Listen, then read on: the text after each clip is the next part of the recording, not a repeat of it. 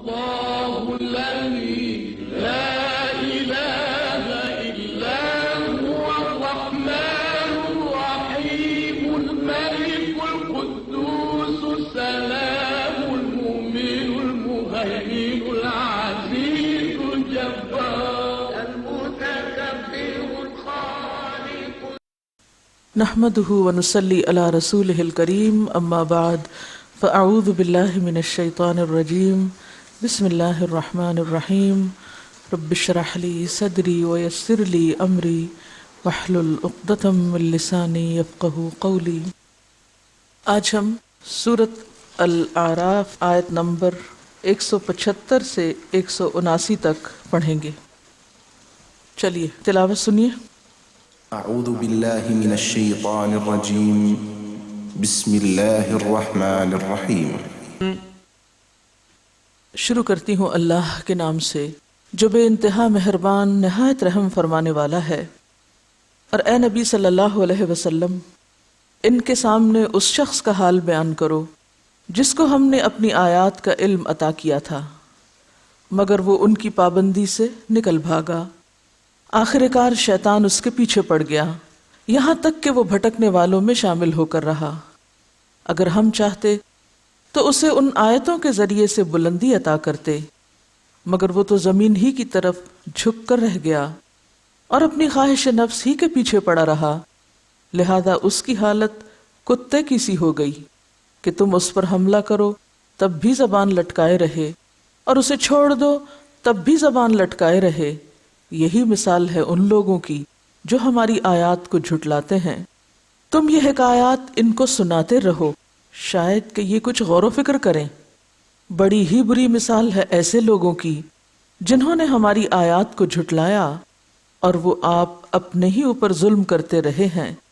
جسے اللہ ہدایت بخشے بس وہی راہ راست پاتا ہے اور جس کو اللہ اپنی رہنمائی سے محروم کر دے وہی ناکام و نامراد ہو کر رہتا ہے. اور یہ حقیقت ہے کہ بہت سے جن اور انسان ایسے ہیں جن کو ہم نے جہنم ہی کے لیے پیدا کیا ہے. ان کے پاس دل ہیں مگر وہ ان سے سوچتے نہیں. ان کے پاس آنکھیں ہیں مگر وہ ان سے دیکھتے نہیں. ان کے پاس کان ہیں مگر وہ ان سے سنتے نہیں. وہ جانوروں کی طرح ہیں بلکہ ان سے بھی زیادہ گئے گزرے. یہ وہ لوگ ہیں جو غفلت میں کھو گئے ہیں. پھر سنیے. وَاتْلُ عَلَيْهِمْ اور ان کو پڑھ سنائیے. یعنی صرف خود ریڈنگ نہیں بلکہ دوسرے کا سنایا ہوا سننا اور پھر اس کا سنانا جو اللہ کا پیغمبر ہے اسی کام کے لیے مقرر ہے. تو وَاتْلُ عَلَيْهِمْ انہیں پڑھ سنائیے. کیا چیز؟ نبأ خبر واقعہ قصہ. کس کا؟ الذی اس شخص کا. کون شخص؟ آتیناہ آیاتنا جس کو ہم نے اپنی آیات اپنی نشانیاں دی تھیں. فانسلخ منہا تو وہ ان سے نکل بھاگا. فانسلخ سین لام خے جانور کا کھال کے اندر سے یا سانپ کا کینچلی کے اندر سے نکل جانا یعنی کسی چیز کو چھوڑ کر نکلنا اور گزر جانا یا پھر کپڑے اتار کر ننگا ہو جانا. تو آیات یا احکام الہی کی پابندی سے یا دین کا وہ لبادہ جو اس نے اوڑھ رکھا تھا اس سے وہ نکل بھاگا. اس نے وہ سارا طریقہ چھوڑ دیا. شیطان طاق میں تھا لہذا جب وہ نکلا اس رستے سے فَأَتْبَعَهُ الشَّيْطَانُ تو شیطان اس کے پیچھے پڑ گیا اس کے پیچھے لگ گیا. فَكَانَ مِنَ الْغَاوِينَ یہاں تک کہ وہ بھٹکنے والوں میں شامل ہو کر رہا. یعنی شیطان نے بھی دم نہ لیا جب تک کہ اس کو گمراہی کی آخری منزل تک نہ پہنچا دیا. وَلَوْ شِئْنَا اگر ہم چاہتے لَرَفَعْنَاهُ بِهَا ہم اس کو انہی کے ذریعے بلندی عطا کرتے. اسی علم انہی نشانیوں کے ذریعے ہی عزت دیتے. جس عزت کی خاطر وہ دین چھوڑ گیا وہ عزت اس کو دین کے اندر بھی مل سکتی تھی. وَلَكِنَّهُ أَخْلَدَ إِلَى الْأَرْضِ، لیکن وہ تو زمین کی طرف جھک گیا، مادی دنیا کا اس نے انتخاب کر لیا۔ وَاتَّبَعَ هَوَاهُ، اور اس کی اصل مشکل کیا تھی کہ اس نے اپنی خواہش نفس کی پیروی شروع کر دی، وہ خواہشات نفس کا غلام بن گیا، وہ اپنے دل کی مرضی پہ چلنے لگ گیا۔ فَمَثَلُهُ، تو اس کی مثال کَمَثَلِ الْكَلْبِ، کتے کی طرح ہے۔ ایسا انسان انسانیت کے درجے سے اتر کر پھر کتے کی سطح پہ آ گیا، ایک جانور کی سطح پہ آ گیا، محض اپنی خواہش پرستی، شہوت پرستی کی وجہ سے۔ اور کتے کی خصلت کیا ہوتی ہے؟ ان تحمل علیہ یلہث، اگر تم اس پر حملہ کرو تب بھی ہانپتا ہے، یا تم اس کو کچھ دو تب بھی ہانپتا ہے، اس کے آگے کچھ پھینکو تب بھی، او تترکہ، یا تم اس کو چھوڑ دو، یعنی اس سے کوئی معاملہ نہ کرو تو بھی وہ ہانپتا رہتا ہے، یعنی اس کو کچھ ملے یا اس سے کچھ روک لیا جائے، دونوں صورتوں میں وہ ایک ہی طرح بیہیو کرتا ہے۔ ذالک مثل القوم، یہ مثال ایسے لوگوں کی ہے، الذین کذبوا بآیاتنا، جنہوں نے ہماری آیات کو جھٹلا دیا ہے، جنہوں نے حق کا انکار کیا ہے، جن کے سامنے جب سچائی آ گئی تو انہوں نے اسے جانتے اور پہچانتے ہوئے قبول نہ کیا۔ فاقصص القصص، تو آپ قصے بیان کرتے رہیے، ایسے واقعات سناتے رہیے، لعلہم یتفکرون، ہو سکتا ہے غور و فکر کرنے لگے، ہو سکتا ہے انہیں خیال آ جائے، ہو سکتا ہے اس آئینے میں کوئی اپنے آپ کو دیکھ لے اور پلٹ آئے، رجوع کر لے۔ ساء مثلا القوم، کتنی بری مثال ہے ایسے لوگوں کی، الذین کذبوا بآیاتنا، جنہوں نے ہماری آیات کو جھٹلا دیا، وانفسہم کانوا یظلمون، اس سے ہمارا تو کچھ نقصان نہیں ہوا، وہ اپنی جانوں پر ہی ظلم کر رہے تھے۔ اللہ کے دین پر چلنا، اللہ کی بات ماننا، یہ کسی بھی انسان کے اپنے فائدے کے لیے ہے، اللہ سبحانہ وتعالیٰ کو اس سے کوئی فائدہ نہیں۔ ہاں اگر کوئی اختیار کرتا ہے تو فائدہ اٹھاتا ہے، اور چھوڑتا ہے تو خود ہی نقصان اٹھاتا ہے۔ من یہد اللہ فہو المہتدی، جس کو اللہ ہدایت دے، جس کی رہنمائی وہ کر دے، وہی اصل میں ہدایت پانے والا ہے۔ کسی بھی انسان کی ہدایت کسی انسان یا پیغمبر یا بزرگ کے ہاتھ میں نہیں، اللہ ہی جسے چاہے ہدایت دے، کیونکہ وہ ہر شخص کے حالات جانتا ہے کہ کون کیا ڈیزرو کرتا ہے، کس کو کیا ملنا چاہیے، لہذا جس کو وہ اس کے اہل پاتا ہے اسے اس کی توفیق دے دیتا ہے، اور جس کو وہ نااہل پاتا ہے اسے اس نعمت سے محروم رکھتا ہے۔ وَمَن يُضْلِلْ، اور جس کو اللہ اپنی رہنمائی سے محروم کر دے، فَأُولَٰئِكَ هُمُ الْخَاسِرُونَ، تو ایسے ہی لوگ نقصان اٹھانے والے ہیں۔ اللہ کے راستے سے دور جانا اور بھٹکنا کوئی معمولی نقصان نہیں، ہمیشہ کا نقصان ہے۔ اور ایسا کیوں ہوتا ہے کہ ایک شخص نقصان میں پڑ جائے، جہنم میں جا گرے؟ اس کی وجہ بتائی جا رہی ہے کہ وَلَقَدْ ذَرَأْنَا لِجَهَنَّمَ كَثِيرًا مِنَ الْجِنِّ وَالْإِنسِ، جن و انس میں سے بہت سو کو ہم نے جہنم کے لیے پیدا کیا، یعنی وہ جہنم کے اہل ہیں، وہ جہنم ہی میں جانے والے ہیں، جہنم ہی ان کا ٹھکانہ ہو سکتا ہے۔ کیوں؟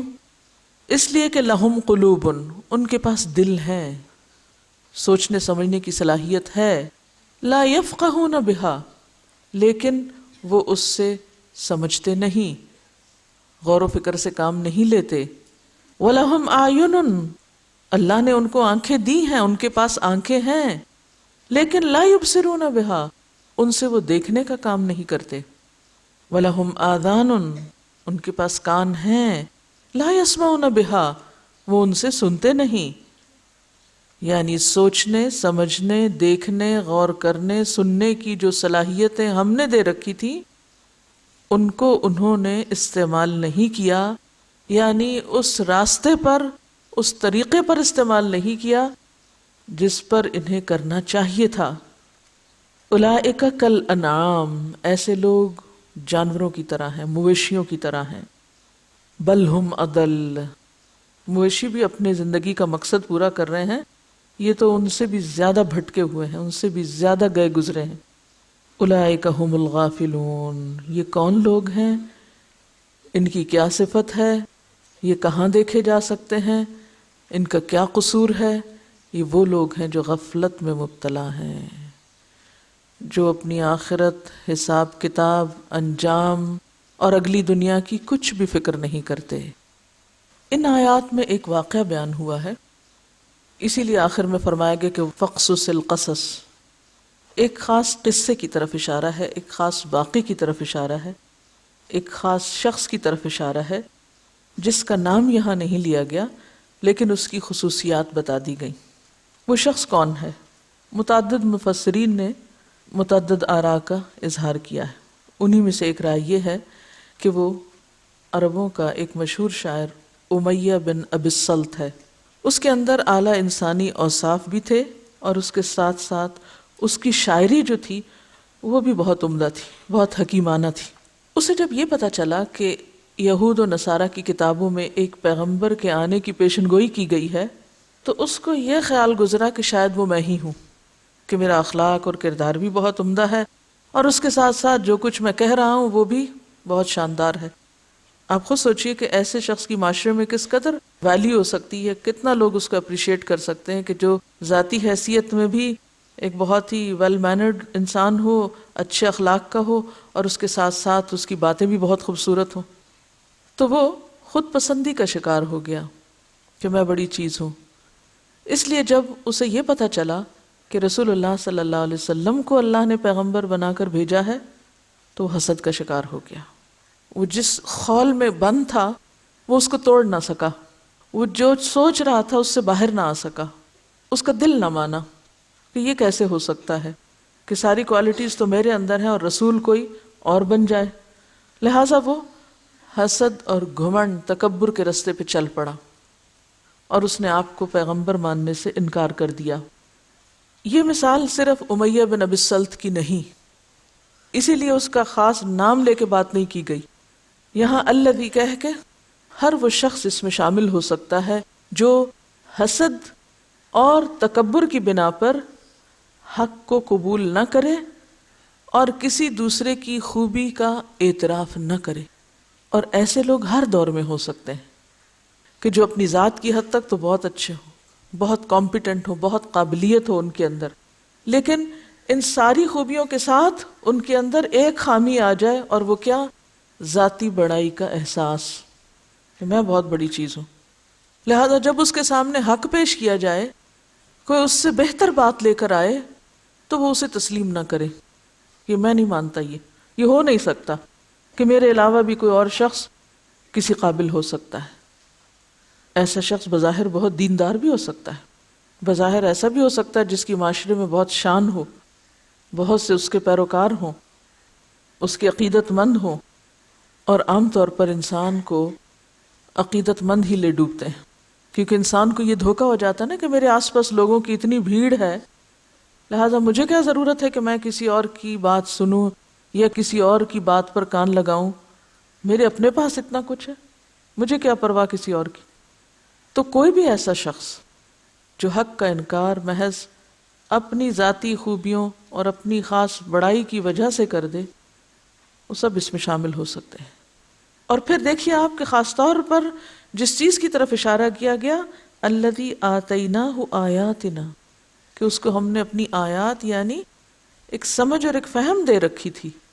اب وہ تو آپ صلی اللہ علیہ وسلم کے زمانے سے پہلے کا تھا یہ واقعہ اور پھر آپ کی نبوت ہوئی، لیکن آج کے دور میں بھی اگر کوئی شخص جس کے پاس دین کا علم ہو، آیات کا علم ہو، قرآن کا علم ہو، اور پھر وہ اس کو چھوڑ کر اپنی خواہش نفس کے پیچھے چل پڑے، یعنی ایک بہتر چیز اس کے پاس تھی لیکن وہ دنیاوی فائدوں کی خاطر اس بہتر چیز کو چھوڑ دے، تو ایسا شخص اللہ کی اطاعت کی بجائے شیطان کا پیروکار بن جاتا ہے۔ شیطان اس کے پیچھے لگ جاتا ہے اور اس کو بھٹکا کر چھوڑتا ہے، حالانکہ اس دین اور دین کے اعتراف اور دین پر عمل کرنے سے اس کو بہت عزت مل سکتی تھی، کیونکہ عزت اور ذلت تو اللہ کے ہاتھ میں ہے نا، وہ دین کے اندر یا دین کے باہر تو نہیں، جس کو اللہ جتنی چاہے جہاں بھی عزت دے دے۔ اور یہ سوچنا کہ دین کی وجہ سے ہماری عزت میں کمی ہو گئی، یہ ایک شیطانی خیال ہے، کیونکہ بہت سے لوگ یہ سمجھتے ہیں کہ اگر ہم دین کی طرف آئے یا دین پر ہم عمل کرتے رہے تو اس سے ہمارا معاشرے میں کوئی مقام یا ویلیو نہیں رہے گی۔ حالانکہ وہ وقتی طور پر ایک آزمائش ضرور ہوتی ہے، لیکن اصل کامیابی سچے لوگوں ہی کو ہوتی ہے۔ کامیابی کی بنیاد جھوٹ نہیں ہوتا، وہ اگر وقتی طور پہ نظر بھی آئے تو اس کی کوئی حقیقت نہیں ہوا کرتی۔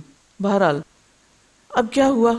فَمَثَلُهُ كَمَثَلِ الْكَلْبِ، اس کی اتباع نفس، خواہشات نفس کی پیروی کی وجہ سے اللہ تعالیٰ نے اس کو کتے سے مثال دی کہ وہ کتے کی طرح۔ کتا بھی کس چیز کو سمبلائز کرتا ہے، کس چیز کا نمائندہ ہے؟ شہوت پرستی اور خواہش نفس کی پیروی کا۔ یعنی کتے کے اندر سب سے زیادہ جو چیز پائی جاتی ہے وہ حرص، لالچ اور خواہشات نفس کو پورا کرنے کے لیے انہی کے پیچھے دوڑتے رہنا، جسے عام طور پہ کہا جاتا ہے نا نفس کا کتا۔ اب کتے کی عادت کیا ہوتی ہے؟ اس کو کچھ دو تو بھی وہ ہانپتا ہے، نہ دو تب بھی۔ یعنی مراد کیا ہے؟ اس کے پاس کچھ ہو تو بھی سرکش، اور اس سے کچھ روک لیا جائے تو بھی سرکش۔ جیسے اس شخص کے پاس علم و حکمت تھا تو بھی بڑا بنا رہا، اور جب وہ کسی اور کو دے دیا گیا، یعنی نبوت کسی اور کو دے دی گئی، تو بھی اس کی سرکشی میں کوئی کمی نہیں آئی۔ پہلے ایک طرح سے سرکش تھا، اب دوسری طرح سے ہو گیا۔ ان تحمل علیہ یلہث او تترکہ یلہث، یعنی جب اس کو اللہ نے دیا تو پا کے متکبر بن گیا، جب کسی اور کو نعمت دی گئی تو وہ حسد کا شکار ہو گیا۔ حالانکہ ہونا کیا چاہیے تھا کہ جب اس کو ملا تھا تو احسان مند ہوتا، شکر گزار ہوتا، جب اس سے روک لیا گیا تو اسے اللہ کا فیصلہ سمجھتا۔ یعنی حسد کرنے کی بجائے نعمت کسی اور کے پاس چلی گئی تو اس کو اللہ کا فیصلہ سمجھتا۔ تو بات یہ ہے کہ ہدایت اس وقت تک بندے کو نہیں ملتی، اور کوئی ہدایت پہ قائم نہیں رہ سکتا جب تک کہ انسان اپنے آپ کو، اپنی عقل، اپنے دل، دماغ، ہر خوبی بڑائی کو اللہ کے سپرد نہ کر دے، اللہ کے حوالے نہ کر دے کہ یا رب یہ سب کچھ تیرا ہے، تو نے مجھے دیا ہے، تو نے مجھے عطا کیا ہے، اس میں سے کچھ بھی میرا نہیں۔ آج کل کے دور میں ہم اس کو اگر اپنے پر لے کر دیکھیں، اور ہم میں سے ہر شخص اپنا جائزہ لے کہ وہ دین جیسی نعمت کو پا کر کیا رویہ اختیار کیے ہوئے ہے۔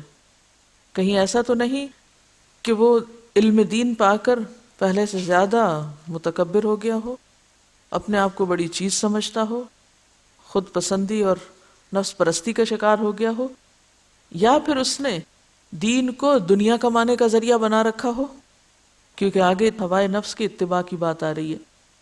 یعنی یہ واقعہ کس چیز سے متعلق ہے؟ اگر آپ غور فرمائیں تو اس میں ایک ایسے شخص کی مثال دی جا رہی ہے کہ جس کو اللہ تعالی صحیح رستہ بھی دکھاتا ہے، صحیح بات تک پہنچنے کی اپرچونٹی بھی دیتا ہے، اس کو ایسا ماحول بھی دیتا ہے کہ وہ دین کے مطابق زندگی بسر کر سکے، لیکن وہ اس پہ راضی نہیں ہوتا، اس کو وہاں تسلی نہیں ہوتی، اور وہ دنیا کی محبت میں مبتلا ہو کر، حرص و ہوس میں مبتلا ہو کر ایسی زندگی کی طرف بھاگنے لگتا ہے جس میں دنیا کی چمک دمک ہو، جس میں دنیا کی رونقیں ہوں۔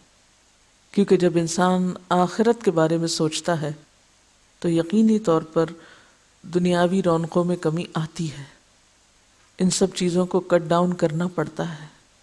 اب ایک شخص جس کو اللہ نے عقل بھی دی، سمجھ دی، اس نے دین کو سمجھ بھی لیا، جان لیا، پہچان لیا، وہ صلاحیت بھی رکھتا تھا کہ عمل کر سکے، وہ کوئی بدھو بے وقوف انسان نہیں تھا، آتینا ہو آیاتنا، لیکن سب کچھ لے کے بھی فانسلخ منہا، اس نے کہا بڑا مشکل ہے، مجھ سے نہیں ہو سکتا۔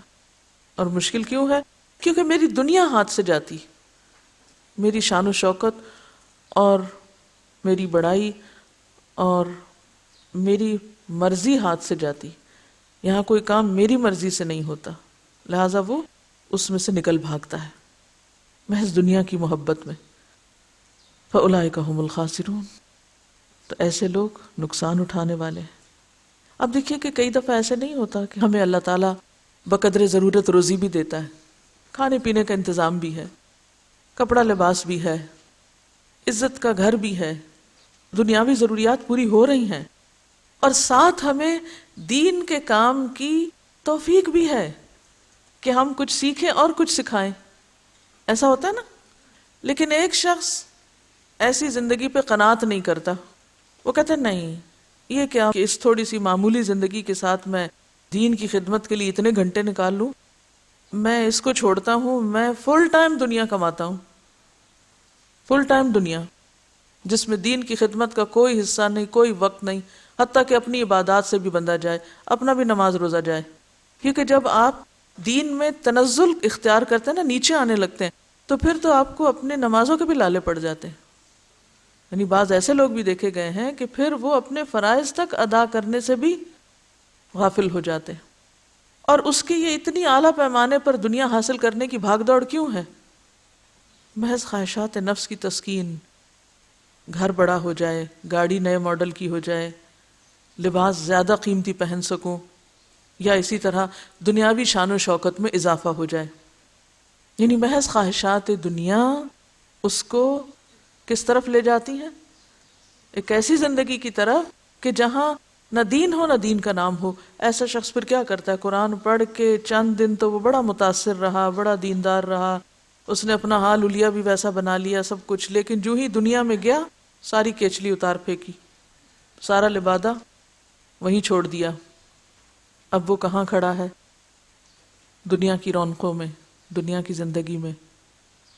اب اسے یہ بھی یاد نہ رہا کہ قرآن کہتا کیا ہے، وہ ایسی غفلت میں مبتلا ہو گیا۔ کیونکہ ان آیات کا اختتام کس لفظ پر ہو رہا ہے؟ غافلون، غافلون، کیونکہ غفلت سے نکالنے والی چیز تو یہ اللہ کی کتاب ہی ہے۔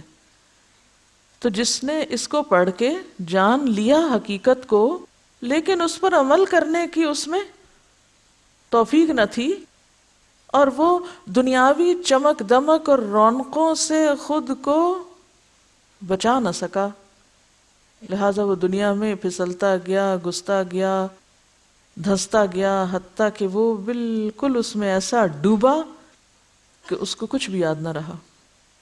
شیطان بھی پیچھے لگ گیا اور وہ بھی بھٹک کے رہا، بہک کے رہا، ایسا بہکا کہ گویا اس نے کبھی اللہ کی کتاب پڑھی ہی نہ تھی۔